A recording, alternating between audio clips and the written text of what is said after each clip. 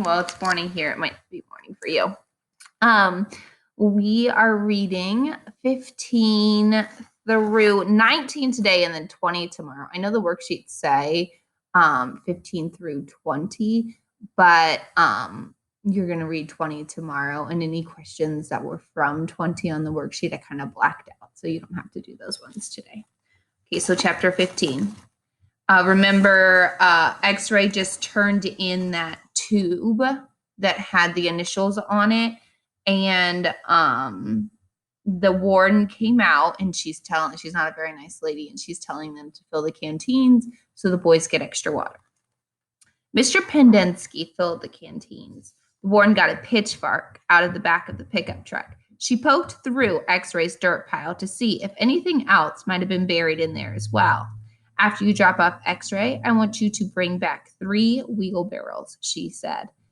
X-Ray got in the pickup. As the pickup pulled away, he leaned out of the wide window and waved. 0, said the warden. I want you to take over X-Ray's hole. She seemed to know that 0 was the fastest digger.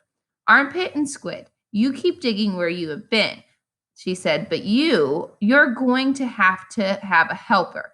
Zigzag, you help Armpit. Magnet, you help Squid. And Caveman, you'll work with 0. We're going to dig the dirt twice.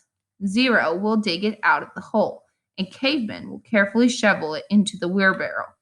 X-Ray will do the same thing for Armpit and the same thing for Magnet and Squid. We don't want to miss anything. If either of you find something interesting, you'll both get the rest of the day off and a double shower. When the wheelbarrows were full, they are to dump them away from this area. You don't want any dirt piles to get in the way. The warden remained at the site for the remainder of the day, along with Mr. Pendensky and Mr. Sir, who showed up after a while. Occasionally, Mr. Sir would leave to take a water to the other group of campers, but otherwise, he and the water truck stayed parked there. The warden saw to it that nobody in Group D was ever thirsty. Stanley did as he was told. He carefully looked through all the dirt dug up by 0 as he shoveled it into the wheelbarrow, though he knew he wouldn't find anything. It was easier than digging his own hole. When the wheelbarrow was full, and he took it some good distance away before dumping it, the warden couldn't keep still. She kept walking around, looking at the other boys' shoulders and sticking her pitchfork through their dirt piles. You're doing fine, just fine, she told Stanley. After a while, she told the boys to switch places, so Stanley, Zigzag, and Magnet dug the holes. 0, Armpit, and Squid shoveled the excavated dirt into the wheelbarrows. After lunch, 0 took over digging again, and Stanley returned to the wheelbarrow. There's no hurry, the warden said several times. The main thing is, don't miss anything. Is she going to find anything? No, because that's not where the tube was it? No, it was somewhere completely different. They've moved since then, because remember, X-Ray kept it overnight so that he could have a whole day off instead of just part of a day. The boys dug until each hole was well over 6 feet deep and wide. Still, it was easier for 2 boys to dig a 6-foot hole than it was for 1 boy to dig a 5-foot hole. All right, that's enough for today, said the warden. I've waited this long, I can wait another day. Mr. Sir drove her back to her cabin.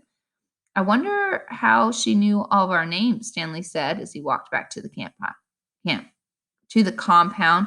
She watches us all the time, Zigzag said. She's got hidden microphones and cameras all over the places. In tents, the rec room, the shower. Shower, said Stanley. He wondered if Zigzag was just being paranoid. The cameras are tiny, said Armpit. No bigger than a toenail on your toe. Stanley had his doubts about that. He didn't think they made cameras that small. Microphones, maybe. He realized that's why X-Ray didn't want to talk to him about the gold tube at breakfast. X-Ray was afraid the warden might have been listening. One thing was certain. They weren't digging to build character. They were definitely looking for something. And whatever they were looking for, they were looking in the wrong place. Stanley gazed around the lake towards the spot where he had been digging yesterday when he found the gold tube. He dug the hole in his memory. Okay, that is chapter 15.